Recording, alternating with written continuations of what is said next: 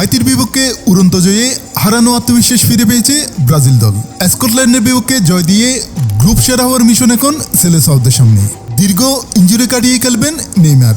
দলের সঙ্গে পুরোদমে অনুশীলন সম্পন্ন করেছেন দেশটির সর্বোচ্চ গোলদাতা। নেইমারের ফেরা স্বস্তি দিলেও রাফিনিয়ার ইনজুরি নতুন করে চিন্তায় ফেলেছে পাঁচবারের বিশ্ব চ্যাম্পিয়নদের। স্কটিশদের বিপক্ষে রাফিনিয়া না খেলায় শক্তি কমবে আক্রমণ ভাগে।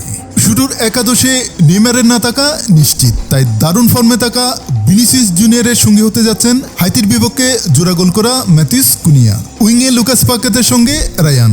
মাঝমাঠে ভরসা দুই অভিজ্ঞ ক্যাসিমিরো ও ব্রুনো গিমারেস।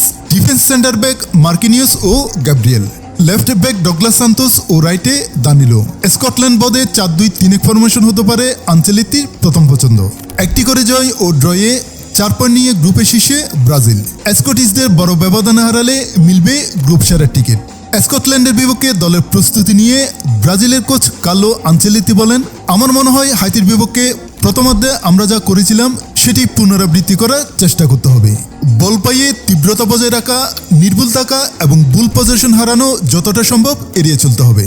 দল অনুশীলনে উন্নতি করছে এবং আমি ভালো ফলাফলের জন্য আত্মবিশ্বাসী। নেইমারও খেলার জন্য প্রস্তুত। সে এই সপ্তাহে ভালো অনুশীলন করেছে এবং ম্যাচের জন্য ভালোভাবে প্রস্তুতি নিয়েছে। 1998 বিশ্বকাপে স্কটল্যান্ডকে 2-1 গোলে হারিয়েছিল ব্রাজিল। এরপর 2011 সালে গড়ের মাঠে স্কটিশদের বিপক্ষে 2-0 গোলে জয় ছিল সেলেসাওদের।